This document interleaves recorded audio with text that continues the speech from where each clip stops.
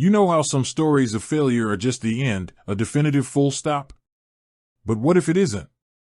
What if it's just a comma, a pause before the next, even bigger chapter? That's the story of Bitwala, a company that stared into the abyss of insolvency and, against all odds, clawed its way back. Think about it. You've built something from the ground up, a pioneering platform at the intersection of traditional banking and the wild west of crypto. Bitwala was a crypto-friendly bank account before that was even a mainstream concept. It was a digital phoenix rising from the ashes of a failed attempt in 2015, only to be hit with its own financial storm. In 2019, things got hairy. The German crypto startup, then with a shiny new partnership and a bold vision, hit a wall. Their partner bank, a crucial piece of their operational puzzle, was a victim of a fraudulent case, and its license was revoked. This wasn't just a bump in the road, it was an existential threat. Bitwala's core business model was completely dismantled overnight.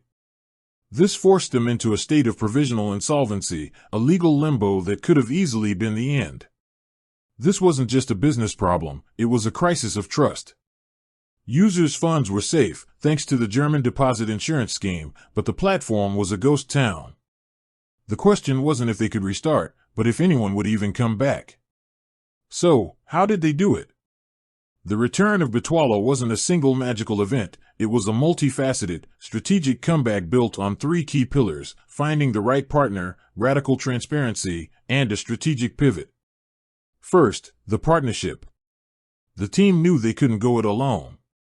They needed a new, more robust banking partner.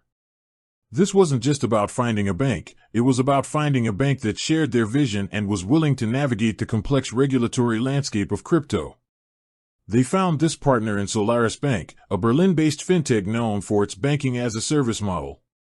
This partnership was a game-changer.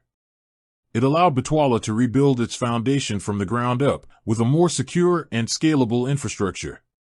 Second, they focused on radical transparency. During the insolvency period, they could have just gone silent, but they didn't. They kept their community updated through blog posts and social media. They were honest about the challenges and their plans for the future. This wasn't just good PR, it was a crucial step in rebuilding trust with their user base.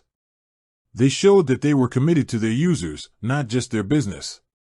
Finally, the strategic pivot. When they relaunched, they didn't just turn the lights back on. They rebranded as Nuri, a name that meant light or shine in Korean. It was a symbolic rebirth.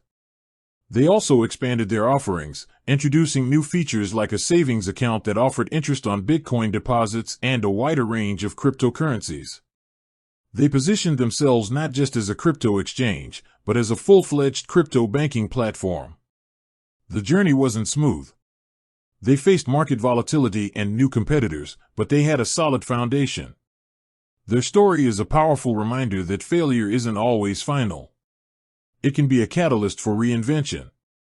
It shows us that with the right partners, unwavering honesty, and a willingness to adapt, you can come back from the brink stronger than before. Bitwala's, now Nuri's, return isn't just a business success story, it's a testament to resilience and the power of a second chance. With that said, thanks for watching, and until next time.